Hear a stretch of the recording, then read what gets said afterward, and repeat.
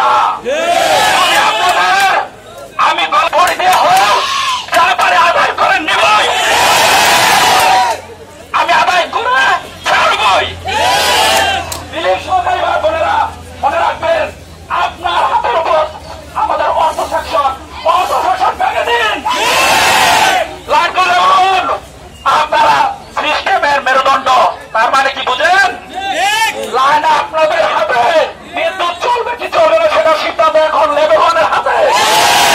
লেভেলন মাঠে নেমে গেছে, এটা স্মারকলিপি চেয়ারম্যানকে দেওয়া হয়েছে। চেয়ারম্যান স্যার এখন সিদ্ধান্ত নেবে কি নেবে না সেই আসে আমরা বসে নাই।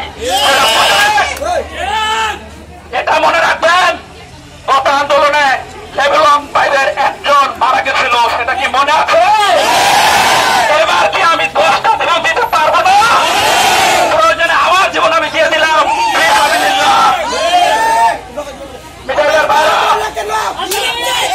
আপনারা ভয় পাবেন না,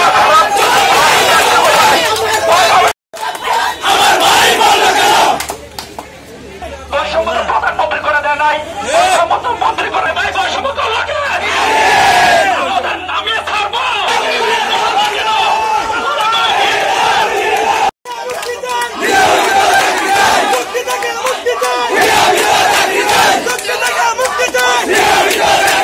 বঙ্গবন্ধুর বাংলা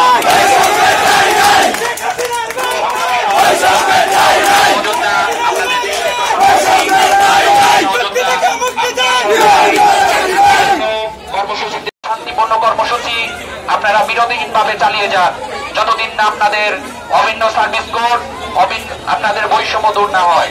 তবে আপনাদের প্রতি একটাই আহ্বান, আপনাদের যেন কোনো ধরনের সহিংস আন্দোলনের রূপ না নেয়। আপনাদের সকলের প্রতি বিনীত অনুরোধ, আপনাদের মনে অনেক কষ্ট, মনে তো ভাই সকলেরই কষ্ট, তারপরে অনেক প্রবীর ইভেন আমাদের মধ্যেই ফিরব না। তো এই পর্যায়ে আমি আমাদের মিটার রিডার কাম মেসেঞ্জার আরিফের নির্দেশনায় সমিতি নিয়োগ দিয়েছে, শর্ত দিয়েছে 2000 বিল বিতরণ, 2000 রিডিং, একটা বাইসাইকেল থাকতে হবে, এতটুকুই শর্ত দিয়েছে তারা। আমরা সকাল 8টায় অফিসে স্বাক্ষর করার সুযোগ নাই, খাওয়ার সুযোগ নাই, সাইডে চলে গেলে মাগরিবের আগে আমরা বাসায় ফিরতে পারি না। 2000 রিডিং এর জায়গায় আমরা হাওড় অঞ্চল 3000, 3500, 4000 পর্যন্ত রিডিং করি। এইগুলা বৈষম্য দেখার কেউ নাই।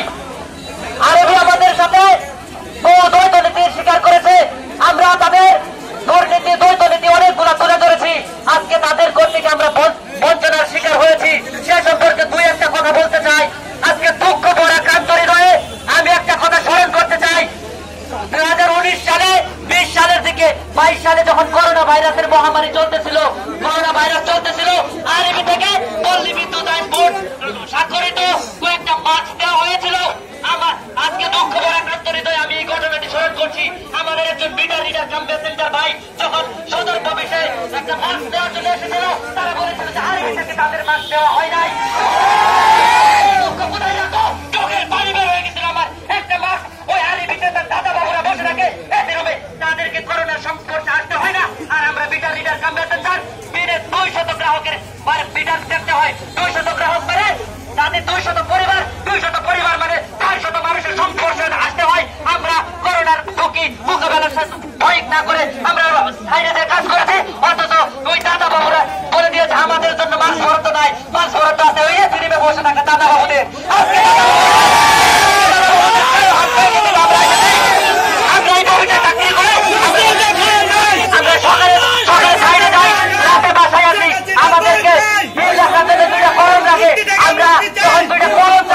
তখন আমাদেরকে বর্ষণার তলে বলে তোমাদের জন্য কলম নাই, কলম শেষ, কলম চাই তমুক সারে আরবি তোমাদের কলম চাই না। আমরা অফিসের কাজে সাইডে যাই। আমরা যখন বিরূপ প্রতিবেশে যখন বাংলাদেশে বিদ্যুৎ সংকট, তখন আমাদেরকে সাইডে যেতে হয়, পাবলিক হয়রান হয়, পাবলিক পক্ষের সাথে আমাদের বলে বিদ্যুতের এই অবস্থা কেন? ওই ছেলেরা চুক্তিভিত্তিক এদের মালের কাছে আজকে কেবল চুক্তিভিত্তিক হওয়ার কারণে আমরা অফিসে সাইডে এবং কি বাড়িতে সমাজে সকল ক্ষেত্রে আমরা অবহিত বঞ্চনার শিকার হয়েছি। দুঃখ ভরা খাদ্য আজকে বলতে হচ্ছে ভাই, ঘটনাটা মজ্জার। মানতেছে না। আজকে এখানে লাইন শ্রমিক আছেন, লাইন ক্রু লেভেল 1 আছেন ভাই, তারা এক পাশে দাঁড়িয়েছেন সুন্দর পোশাকে সুসজ্জিত, তাদের কথা সুন্দর দেখা যাচ্ছে। আর এই গরিব গ্রামের ভিখারিরা দেবে কোন পোশাক দেওয়া হয়? আমরা কি সমিতির লোক না? আমরা কি সমিতির সিস্টেমের জন্য কাজ করি না? আজকে আমাদের জন্য একটা পোশাক বরাদ্দ নাই নাকি? আমাদের মতো ফকির ব্যক্তিদের জন্য কোন পোশাকের বরাদ্দ নাই? আমি স্মরণ করছি 1859 সালে ব্রিটিশ নীলকরণ যখন বাংলার ব্রিটিশ ভারতের নীল চাষের উপর নীল চাষ করা বাধ্যতামূলক করে দিয়েছিল। তারা উপায়ন্ত না দেখে দেওয়ালে পিঠ থেকে দেওয়ার পরে লাঞ্ছনার শিকার হওয়ার পরে না খেয়ে মারা যাওয়ার পরে আমাদের তাৎপরে হাতিমুল্লাহ একটা বিখ্যাত উক্তি দিয়েছিল। তার উক্তিটি হলো নীল চাষের চেয়ে ভিক্ষা করা উত্তম। আজকে আমার মনে হচ্ছে এবার চাকরি করাতে ভিক্ষা করা উত্তম। মতো অবস্থা হয়েছে। আমাদের দুর্নীতি, আমাদের দ্বৈত নীতির বিরুদ্ধে আইনের কোনো সোচ্চার নাই। আমরা আমাদের অধিকার সম্পর্কে সচেষ্ট হয়েছি। আমরা আমাদের অধিকার আদায়ের জন্য এইখানে সমবেত হয়েছি। আমরা আজকে লাইনম্যান চিনি না, আমরা আজকে মিটার রিডার কাম মেসেঞ্জার চিনি না, আমরা আজকে বিলিং সহকারী চিনি না। আমাদের এক পরিচয়, আমরা মাধ্যম। মাধ্যমের কোনো পরিচয় নাই। মাধ্যমের মধ্যে কোনো সার হয় না, মাধ্যমের মধ্যে কোনো লাইনম্যান হয় না, মাধ্যমের মধ্যে কোনো মিটার রিডার হয় না। মাধ্যম রাস্তায় নেমেছে, তার জীবন যাওয়ার আগ পর্যন্ত, তার শরীরে এক ফোঁটা রক্ত ফোঁটা থাকা পর্যন্ত আমাদের অধিকার আদায় করে থাকবো ইনশাআল্লাহ। আমরা আলটিমেটাম দিচ্ছি, ভালো করে শুনে রাখুন, ভালো করে শুনে রাখুন। আমরা আলটিমেটাম দিচ্ছি, আগামী শনিবারের মধ্যে এই শ্রমের অবসান না ঘটলে, এই দ্বৈত নীতির নামে দ্বৈত নীতির অবসান না ঘটলে আগামী রবিবারে আরবির কর্মকর্তাদের ওই আমাদের বুকের উপর পা দিয়ে অফিসে যেতে হবে।